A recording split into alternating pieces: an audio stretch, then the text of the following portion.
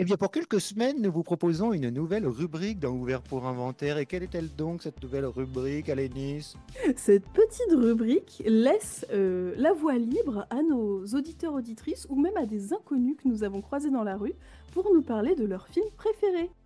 Bonjour, merci de votre présence. Est-ce que vous voulez bien vous présenter pour commencer déjà? Allez, je me lance. Je m'appelle Emma, j'ai 35 ans et là je suis à Lyon pour quelques jours. Voilà. Est-ce que vous voulez bien nous parler de l'un de vos films préférés? Oui. Un de mes films préférés, j'aime beaucoup les films d'animation. Et un de mes films préférés, ce serait Le Voyage de Chihiro. Je pense qu'il y a beaucoup de personnes qui ont celui-là en préféré.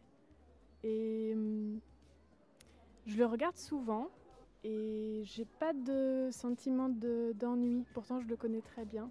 Et ouais, j'ai l'impression de... Je pense que ça me... En fait, je regarde les dessins, j'écoute la musique et je redécouvre un peu à chaque fois. Je vois les couleurs, je vois l'animation. Et plus je connais le peu que je connais du folklore qu'il y a dans ce film, en fait, ça approfondit vraiment la connaissance que j'en ai, quoi. L'appréciation du coup. Bonjour à tous et bienvenue dans Ouvert pour Inventaire. Bonjour Alénis. Bonjour Quentin. Et bonjour Mathilde qu'on ne présente plus. Bonjour. Eh bien, nous allons vous parler aujourd'hui d'un film, figurez-vous, de Quentin Dupieux, qu'on ne présente plus, l'inénarrable Quentin Dupieux, qui sort plusieurs films par semaine ces derniers temps. Et cette émission sera consacrée, juste après le générique, à Yannick, sorti en 2023.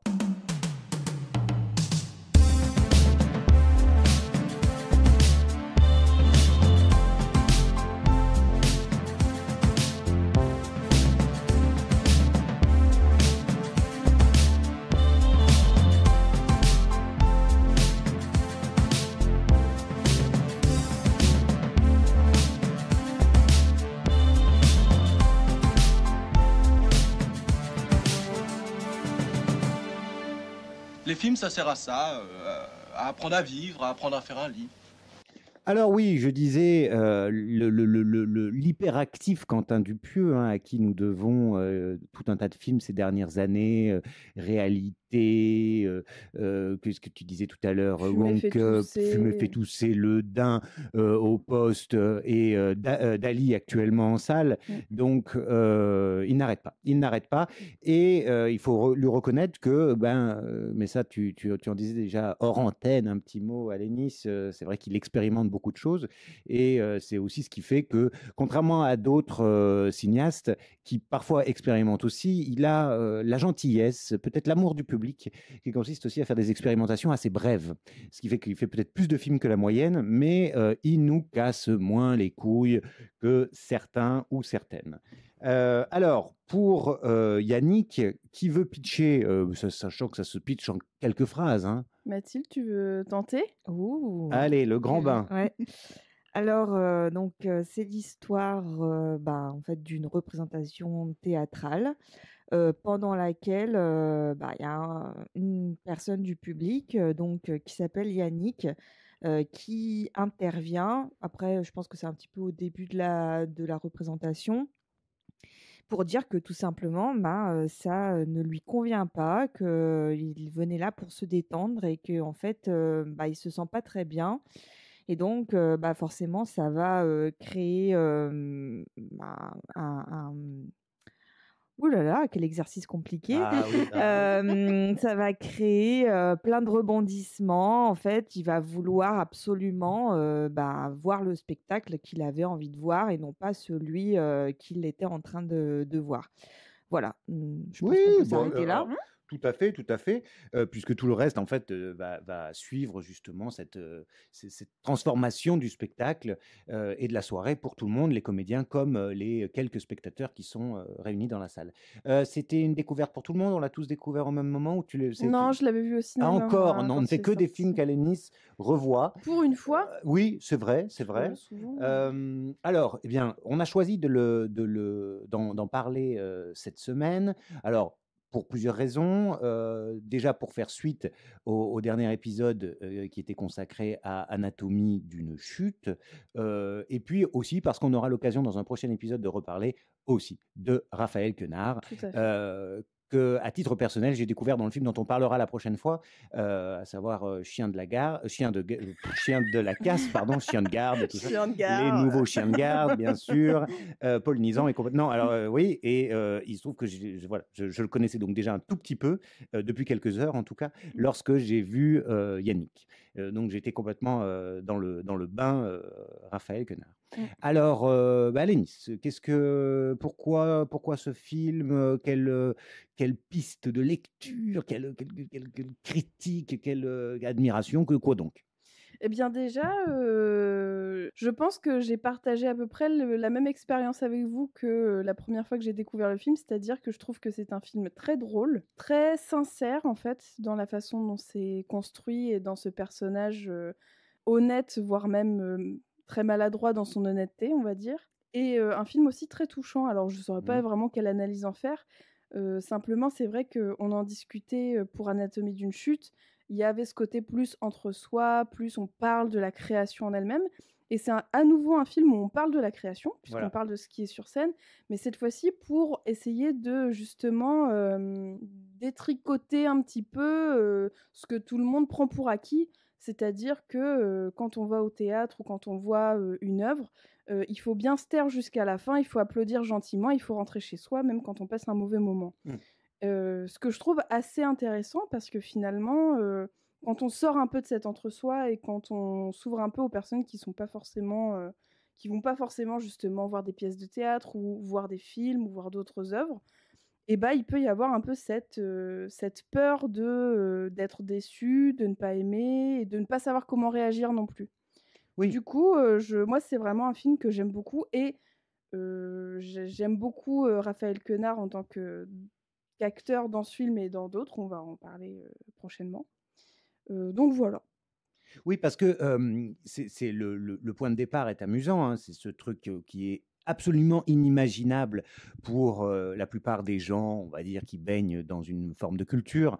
C'est-à-dire, évidemment, on n'applaudit pas à la fin d'un mouvement dans une symphonie, mais on attend la fin de la symphonie. Donc, encore faut-il savoir combien il y a de mouvements. On ne se lève pas, on ne fait rien, etc. Bon, alors que finalement, c'est quelque chose d'assez récent au niveau de l'art. Le théâtre, pendant très longtemps, c'est du théâtre de foire, par exemple, de tréteau. Et même dans les salles, on peut dire les répliques en même temps que les comédiens, leur balancer des trucs au travers de la gueule. Et tout ça fait bon ménage, en fait. Bon, maintenant, il se trouve qu'on est extrêmement rigoureux. Et donc, ce film démarre sur une sorte de fantasme presque pour plein de gens qui pourraient être au cinéma, mais surtout au théâtre. Merde, vous nous emmerdez avec votre spectacle. Et en même temps, ça pourrait évidemment avoir cet effet repoussoir en disant mais c'est insupportable. Qui peut se permettre d'interrompre comme ça un spectacle, aussi mauvais soit-il? Nous, en tant que spectateurs, on se doute que oui, le spectacle a l'air d'être assez mauvais. Hein, le principe est celui du vaudeville, on a un plan sur l'affiche qui est absolument ignoble et qui d'ailleurs représente très très bien la quintessence du théâtre privé parisien, c'est-à-dire tout ce qu'on voit comme affiche dans le métro, etc. Et de la comédie. D'ailleurs, je dis parisien, on est lyonnais, il suffit de regarder à Lyon, c'est à peu près le même genre de théâtre privé, hein, où c'est toujours ce même genre de choses où on est censé se claquer les cuisses de rire, et c'est pas toujours forcément le cas. En tout cas là, pour Yannick, ça n'est pas le cas.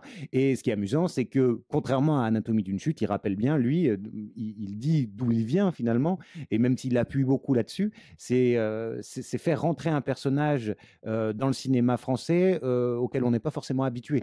Hein, celui qui vient de Melun, de loin de Paris, quoi, de la banlieue large de Paris, qui travaille, qui a un boulot de merde, etc. Et qui, chose tout à fait étonnante, s'est déplacé pour aller dans un théâtre parisien et est très mécontent de ce qu'il voit. Et donc déjà, ça brise un peu l'entre-soi dont tu parlais à l'instant. Tout à fait.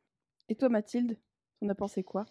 Quelle merveille! Voilà ce que j'en ai pensé. Quelle finesse, quelle beauté, quelle réjouissance. C'est-à-dire que, alors moi, je connais pas du tout Raphaël Quenard, donc je le découvre en plus.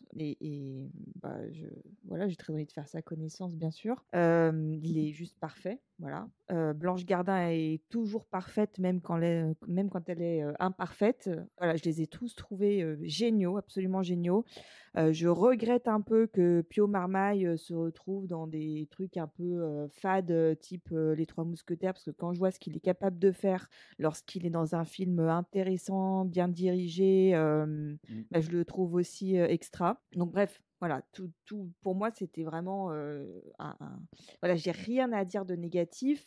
J'ai trouvé le plan fixe sur le personnage de Yannick vers la fin du film absolument bouleversant. Et je pense que j'ai été très touchée parce que par rapport à ma vision à moi de ce qu'est la culture, etc., je pense qu'il n'y a qu'une seule bonne manière de se cultiver quelque part et de profiter des œuvres d'art, c'est justement de le faire avec une irrévérence totale. Je pense que pour moi, la culture, ça se goûte, ça se dévore, ou bien ça se jette, ou ça se vomit, en fait. Et pourquoi est-ce qu'on n'aurait pas le droit, tout simplement, de dire, en fait, je n'aime pas, ça ne me fait pas de bien.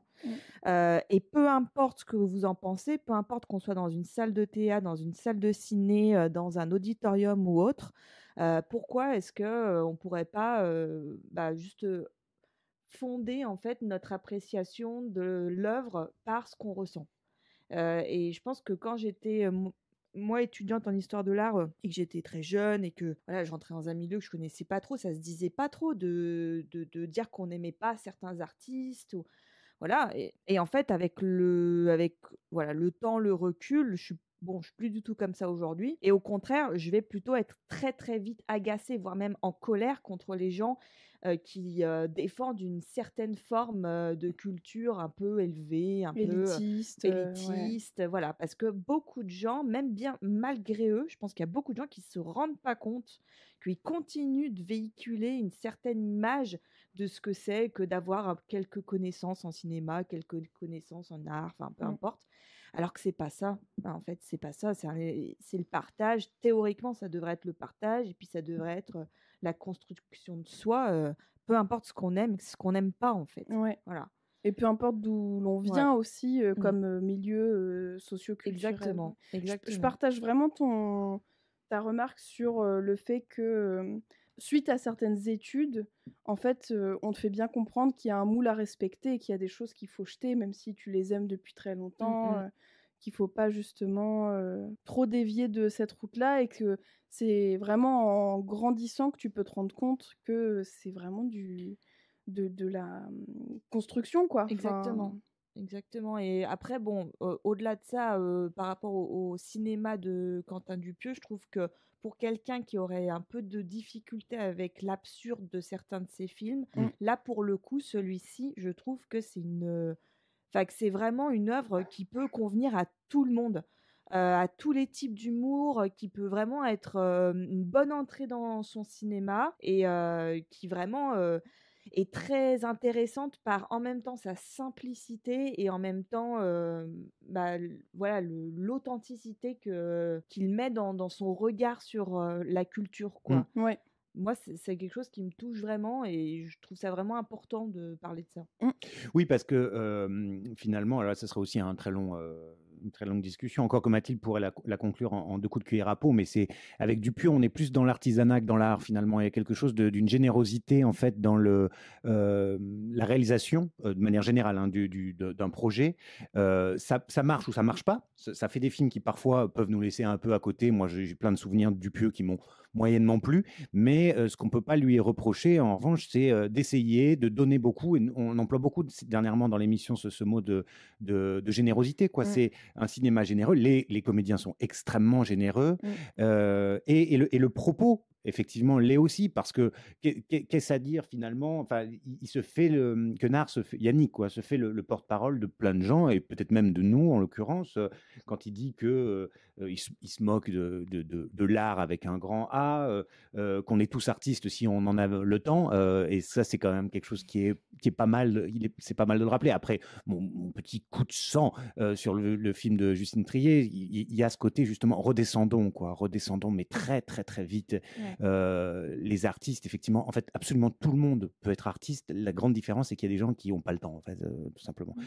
Et on pourrait dire oui, mais ils prennent pas le temps, mais en vérité, on voit bien pourquoi il y a des gens qui font des études. C'est quand même peut-être pas si simple que voilà, ça. C'est peut-être pas si simple. Et les écoles privées fleurissent pour créer des soi-disant artistes, à 7000 balles l'année, etc. Bon, tout ça pour dire qu'effectivement, là, ce pauvre gars arrive et réussit en plus son coup, parce que même si la pièce, enfin le peu qu'il a écrit, est assez mauvais, plein de ratures et d'erreurs de français, eh bien, il obtient tout simplement ce qu'il voulait. Alors, d'une part, son émotion, il est touché par le fait de voir les comédiens jouer ça, et surtout de voir les réactions, et les gens dans la salle rient.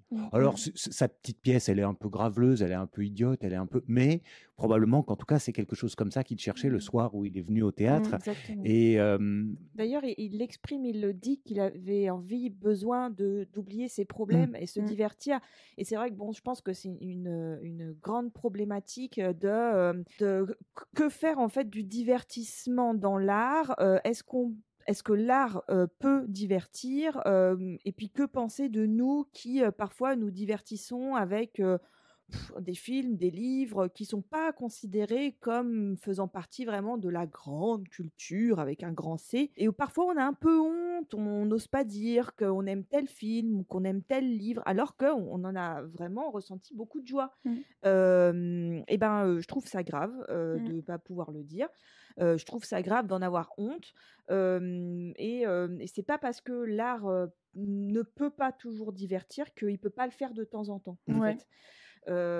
Et je trouve ça bien, cette simplicité aussi d'appréciation, et d'en revenir à quelque chose du fait que finalement tout le monde peut créer, et que l'imagination c'est pas et la création c'est pas réservé que à quelques élus, en fait. Voilà. Oui, tout le monde peut le faire. Et puis il y a ce truc aussi un peu pinçant lorsque le personnage interprété par Pio Marmaille récupère l'arme, et que sous le coup de l'adrénaline, il commence à péter les plombs et à se montrer absolument monstrueux avec Yannick, alors que Yannick, du coup, a pris en otage la pièce, toute la salle, on va dire. Mais au final, tout le monde l'apprécie plutôt parce qu'il est un peu gauche, il est un peu... voilà. Et je trouve ce petit pic assez drôle aussi de cet artiste qui est complètement paumé, qui se rend compte à ce moment-là qu'il est complètement paumé. Oui, qu'il n'a pas envie d'être là, qu'il n'a pas envie de faire ça. Voilà, c'est ça. Et du coup, qui passe vraiment pour un vrai... alors, un vrai monstre, j'exagère beaucoup, mais auprès de tous, je trouve ça assez drôle comme moment. Mais c'est assez amusant. On sent bien que Dupieux met dans le personnage de Yannick une sorte de porte-parole de son manifeste, si j'ose dire. Là, les termes sont pompeux, mais c'est au moins sur la question du temps, de la durée des œuvres.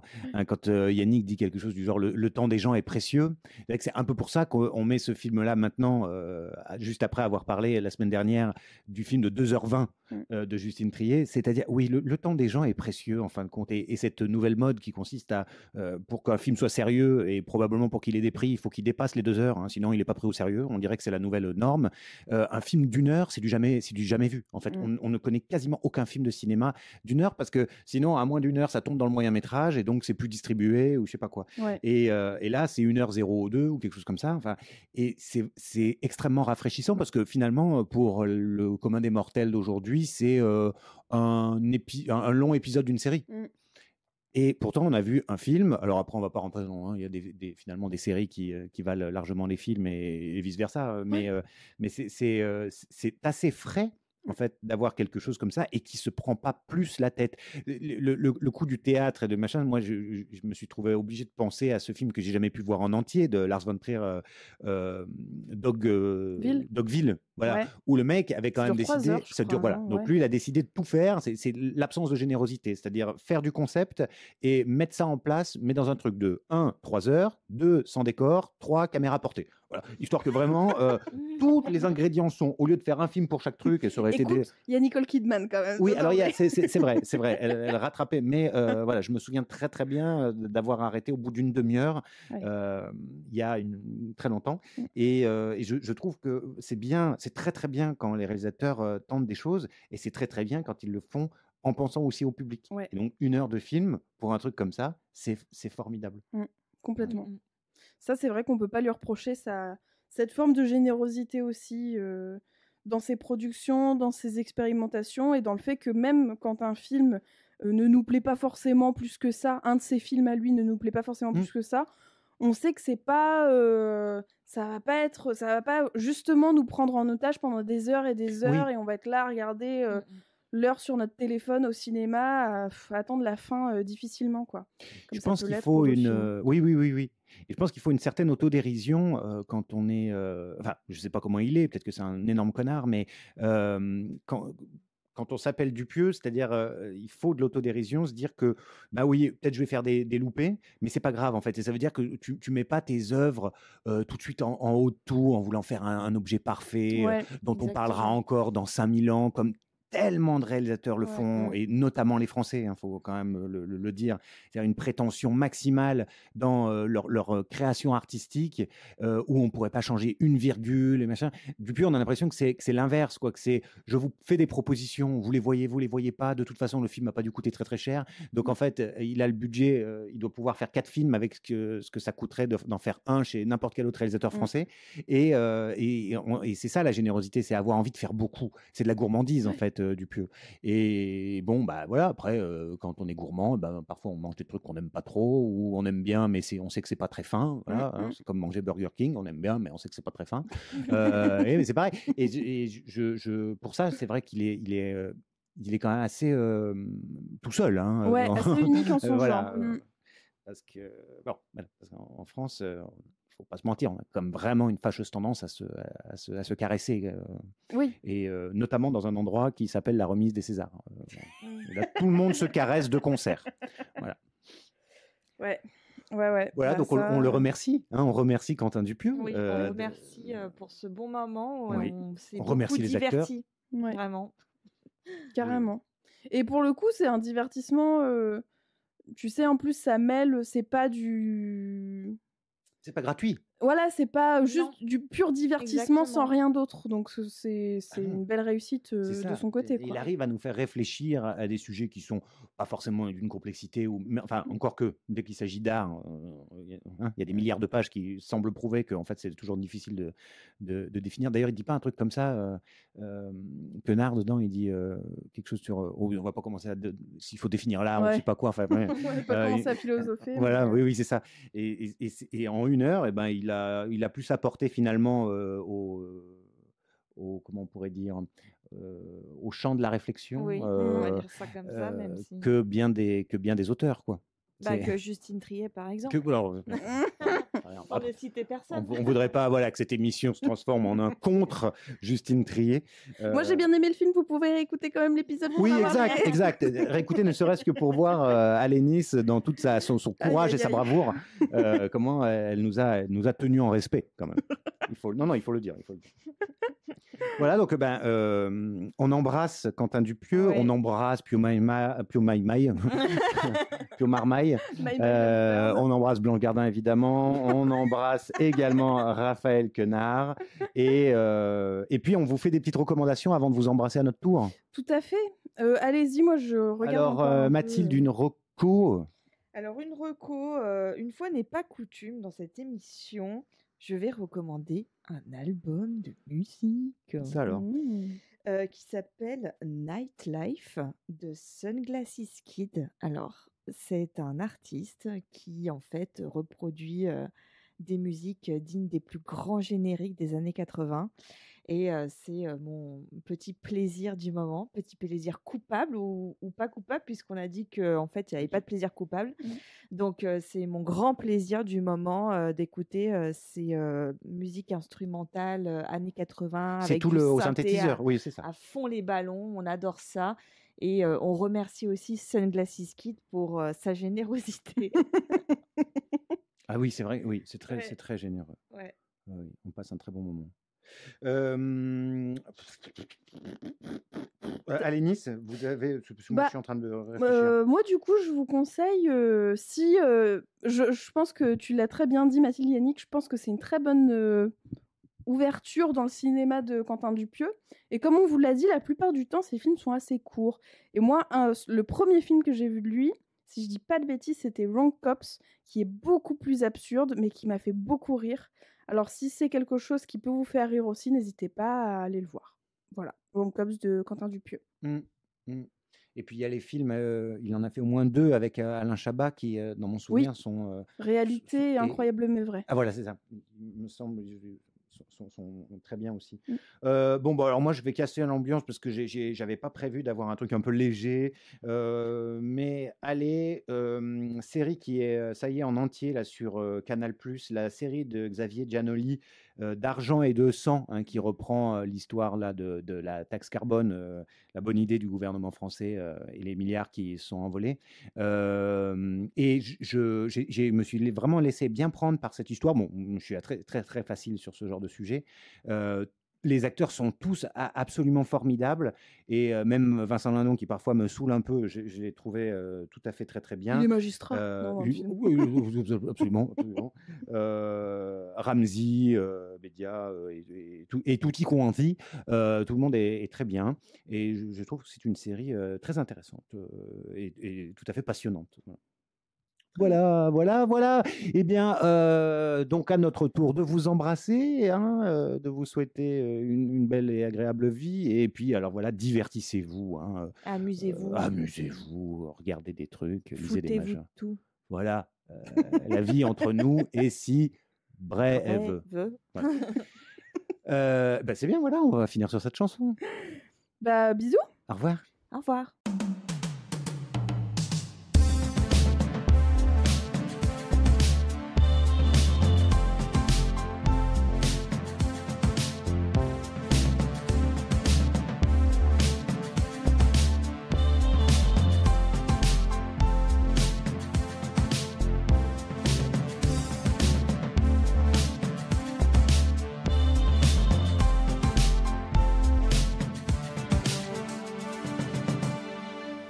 Les films, ça sert à ça, à apprendre à vivre, à apprendre à faire un lit.